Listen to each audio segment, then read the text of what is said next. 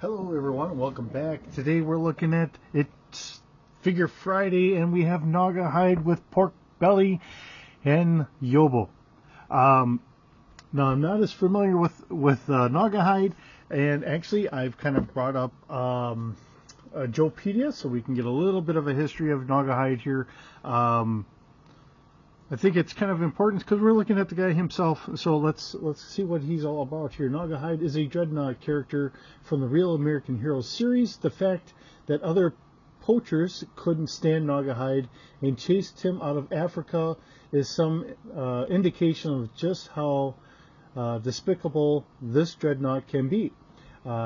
He is a belligerent hunter who is convinced that all animals are lesser life forms suitable for skinning, eating, and stuffing. Somehow his beloved pet warthog, Clyde, so they have Clyde for the warthog, not Porkbelly, is an exception to this outlook.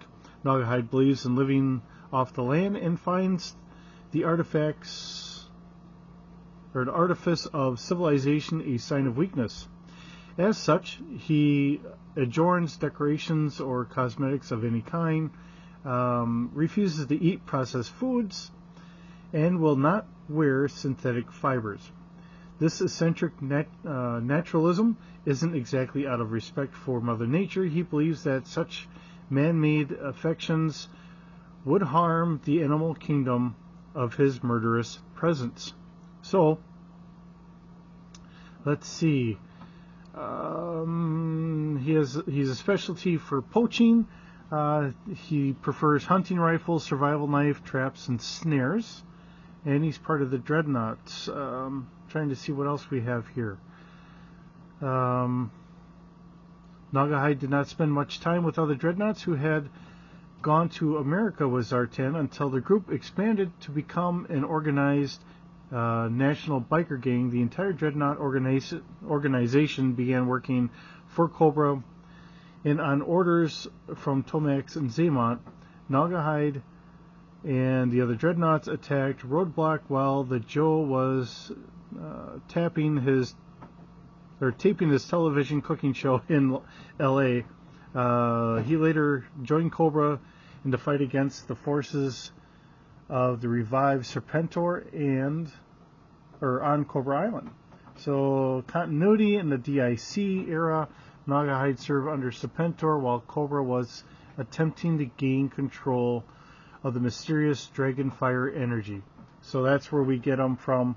I'm not going to keep going on too far, but we do get the idea that he comes in really more in the DIC era.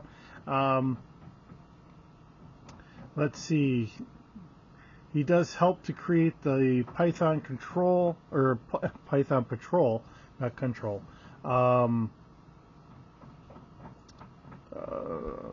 As kind of like a sub-leader here. But he is part of the Dreadnoughts, and let's see. That looks like that's the gist of it. So really, he's a loose affiliated Dreadnought, and the Dreadnoughts originally being a part of the hired force from Tomax and Zaymont. So now this is my second take on this. The first one I was doing upstairs while kind of helping to babysit a little kitten, so I think this might work out a little bit better. So we have the figures out here already. Looking at Yobo, he is not articulated at all. I mean, he is the way he is. I don't know exactly how we're supposed to get him on whatever, okay? He has his tail kind of hanging low, so as far as putting him on the ground here, it doesn't really work.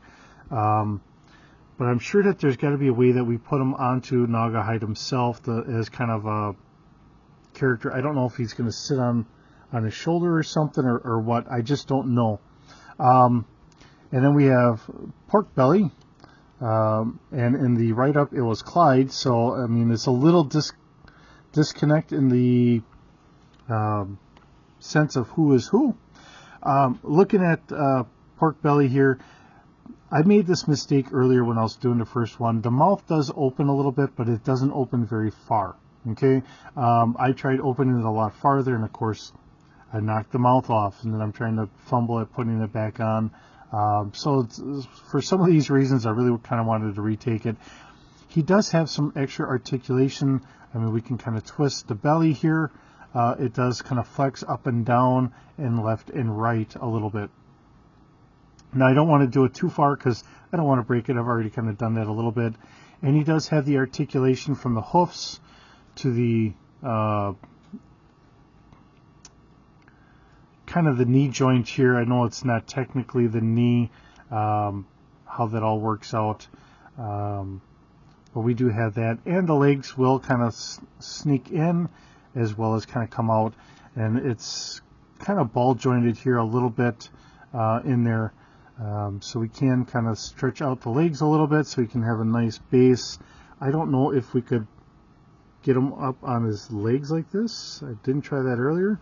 There we go. Kind of like he's begging for a meal or something. There. Now we can really make him kind of look like he's begging. All right, he's begging for some nice meat or something like that. Maybe he's clapping. I don't know. Something funny, right? And of course he's got the nose ring on there because, you know, why not? And he's got his pierced ear. So again, with the front legs, we do have the knee joint as well as our ankle here for the hoofs, and the head we've got a neck articulation as well as the head itself, but with the mane here from the hair. We're not going to get the head up too far, although it is meant to slide back and forth a little bit. So we can go back.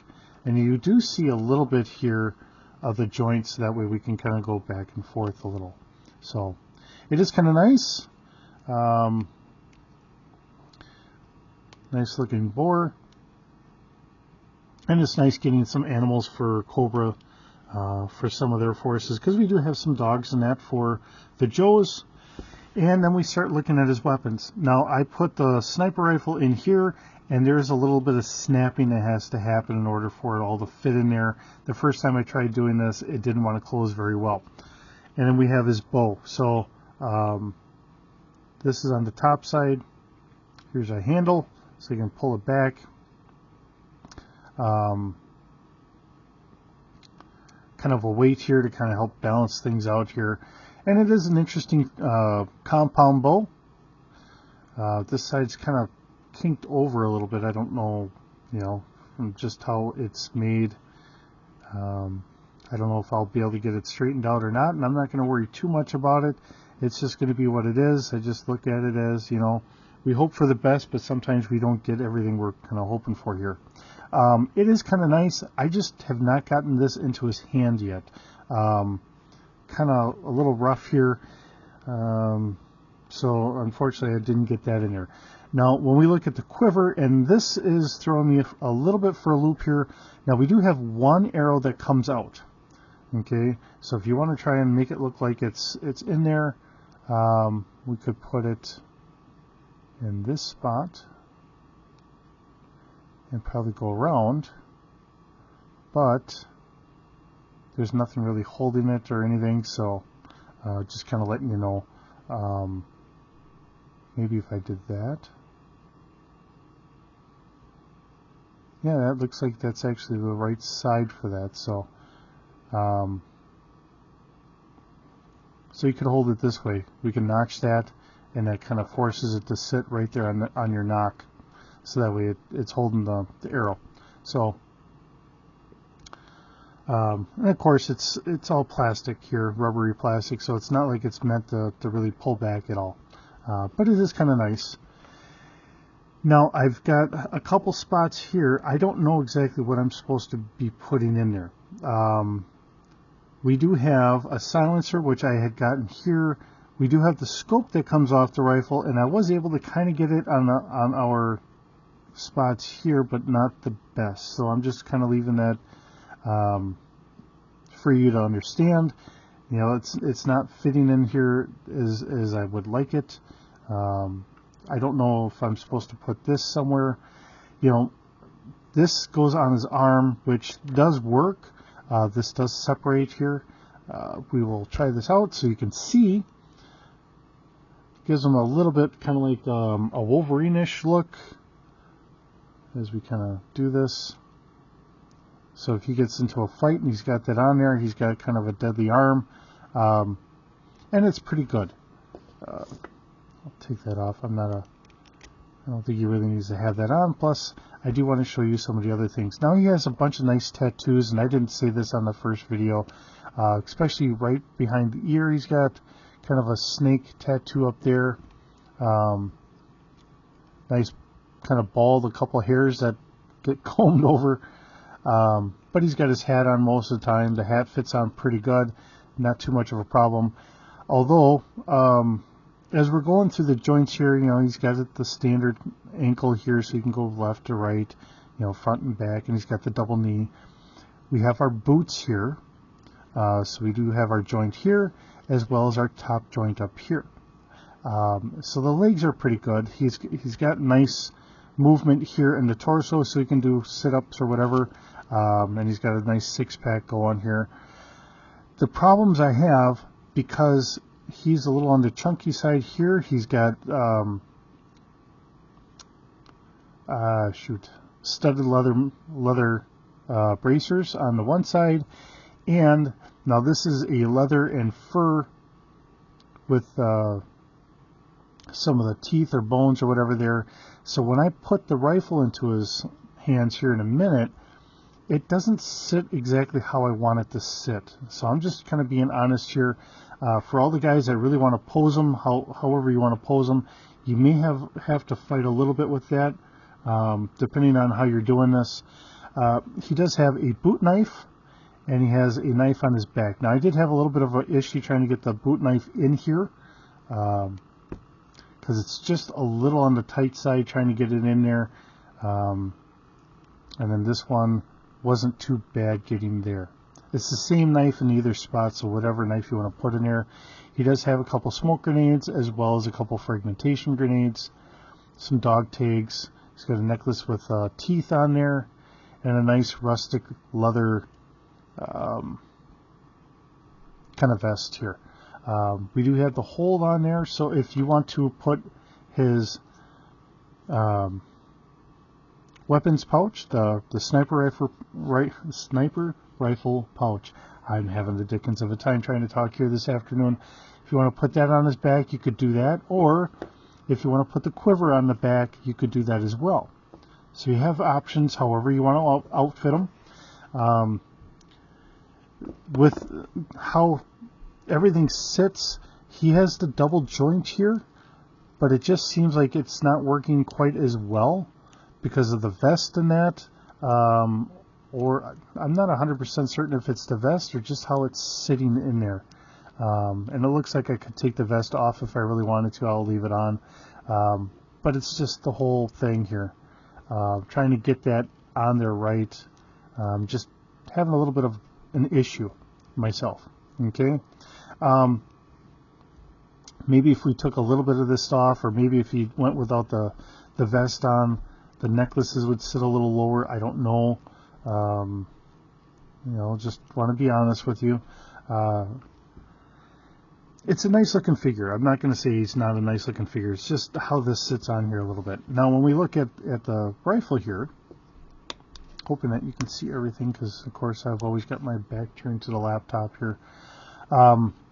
So we have our rifle, and like I said, I had to snap this in here, and I had to hear a couple snaps in order to get this.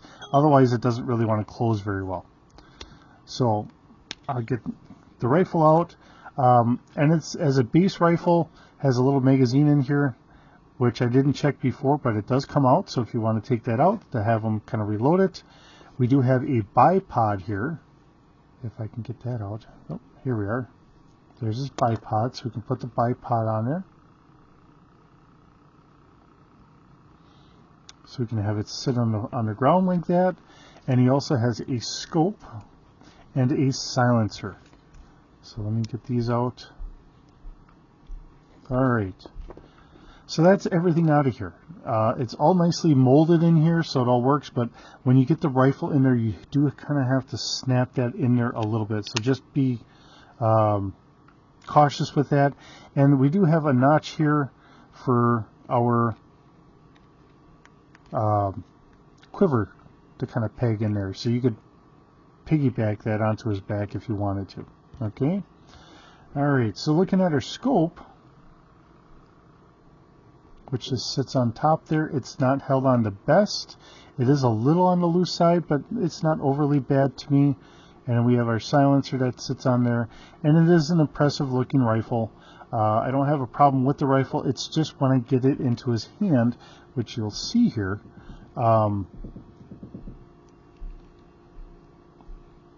because he's got all this here where we don't typically have all that stuff here, and now I've got that. So just looking at it, normally this sits almost flush with the forearm, and because he's got his ornamentation here, which he has, normally has, and he's drawn that way, so it would work if it's just regular leather and some fur, but because it's a plastic, it doesn't work as easy. And unfortunately, our buttstock does not seem like it's long enough. It looks like it's too short to me. So I'm just being honest. If you're using them and you're gonna post them up or whatever, you might want to think about that a little bit. Otherwise, he's a nice looking figure. I really don't have an issue with it. It's just these couple issues here. I'm trying to get him. I mean, he's kind of chunky here, so if you're trying to do it so he's holding this, it's just not working the best here. Okay. Like I said, I'm not trying to knock the figure. He is a nice looking figure, just having a couple little issues here, not major issues. It's nice having them, but you're paying the premium because you're not just getting Gnawgahyde, but you're getting pork belly and yabo. And I don't know exactly how I'm supposed to have them sit up here, so I don't know. I'm just having fun here, and it looks like that's how he's going to sit. Hey, I got him sitting on there, and you guys can see it. That's wonderful. I don't know if he's supposed to sit on the arm. The way the tail's wrapped around here, I would guess it's going to be under this arm. But now, keep in mind that it adds extra thickness. I don't know how that's really working out. So I'm just being honest here. And then, of course, we have this tattoo here, which looks nice here, but once we twist it, it's a little off. We have Anarchy right here, and I remember that from Anarchy Online. So, which I think the game still is going, but I haven't played that in years. Okay, so that's really the figure. It's a nice figure. It's wonderful to have the animals. A couple things here that, just because the way they are, it's a little goofy. Just for, how that sits. I'm not bashing putting that on there, but I think maybe if we had another notch here for our buttstock, so that way it would kind of go around our kind of our wrist guard here, that would work out a little bit better. But all in all, it's not a bad figure. It's nice. I really enjoy getting the animals because I think it adds a little extra flair, a little bit more of a personality to the whole thing. So I always enjoy that. But otherwise, this is what we have. This is Gnawgahyde for us today. Hope you like it. It's fun bringing them around. I've kind of gotten a little bit more into doing the 6-inch figure line. It's having a lot of fun. I got to get a good spot to put them, otherwise I'm putting them into a box, and we'll have to figure out exactly where we're going to get them at some point. I've got too much space taken up by rummage sale stuff from the kids and all that over the years. I'm hoping at some point we're going to get that out of there. We'll get some shelves up and we'll get going there. But until then, we'll find a home for them somewhere, probably in a box, and we'll get them all out at some point, and we'll get them all up there and looking nice and presentable. But until then, he'll just have to be where he ends up. So, thanks for visiting. It's always wonderful to have you guys come and visit. Have a wonderful day, and we'll see you in the next video.